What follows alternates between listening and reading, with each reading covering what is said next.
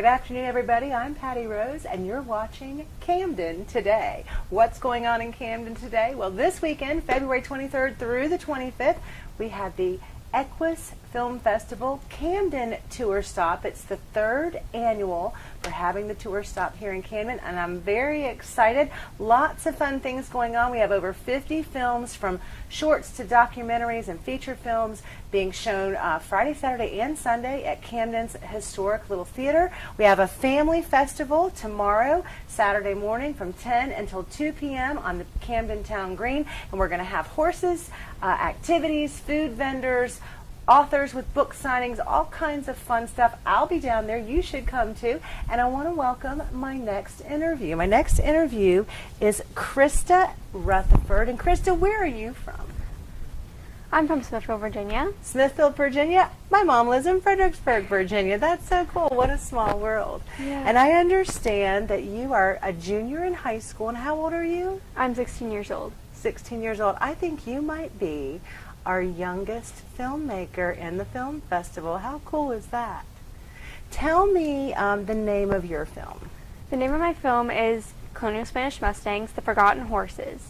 Why is it called The Forgotten Horses? It's called The Forgotten Horses because a lot of people in America and generally around the world do not know of the Colonial Spanish Mustangs.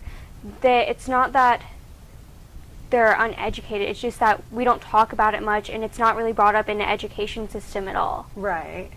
And tell me a little, I mean, I don't know much about, I've heard of Mustangs before, but I don't know really anything about the difference between a colonial Spanish Mustang and, say, a Mustang that might be out in, you know, the western half of the United States. I mean, are they more in the Virginia area where you live, or tell me about The Colonial them. Spanish Mustang breed is, the breed is from Spain. They pretty much came over on Spanish ships right? that ended up getting sunken, and they pretty much swam to shore. Really? Some of the breeds could be like at Chicotique or Corolla. Those are just some of the places where you find the Colonial Spanish Mustang breed. Right. Now, as people moved around the country, in America mainly, right. not saying there aren't some in other continents or whatever, countries, yeah, countries. but they moved on and they brought them over to the And took the horses with them? western, and it's just there's special characteristics that make the Colonial Spanish Mustang different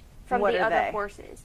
Well, they're generally small, they're really sturdy, and it's all dependent as well, because some people say this horse is a Mustang and this one is not, and other people will say vice versa. Right. It all depends on their genetics and what a person or the geneticist at the time considers the horse. Gotcha.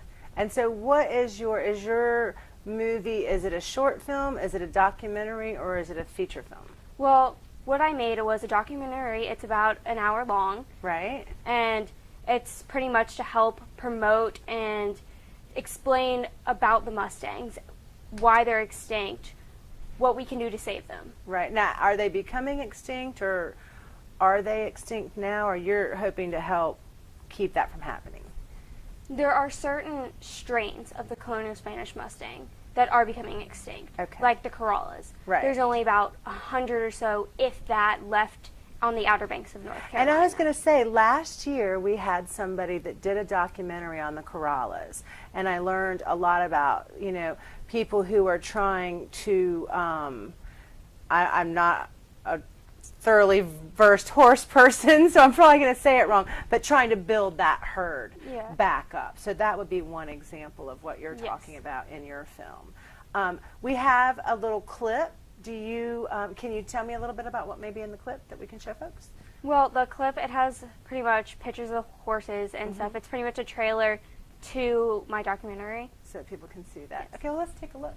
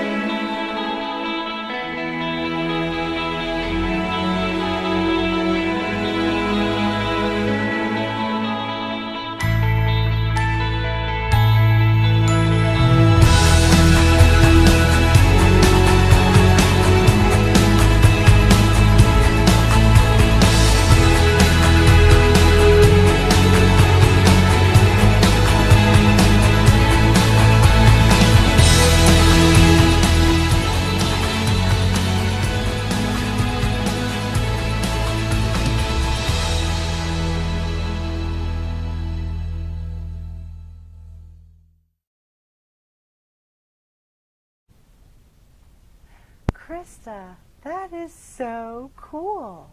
So you're traveling all over the country working with folks to help protect and preserve the colonial Spanish Mustang. How cool is that? And I said, you couldn't hear us folks when we were watching the video, but your horse was in there. Yes, she was. Yes, that is so cool.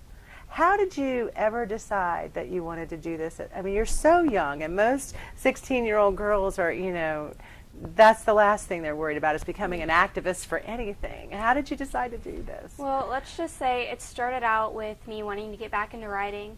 I had a friend who introduced me out to Gwaltney Frontier, or also known as Mill Swamp Indian horses, down where I live in Smithfield, Virginia.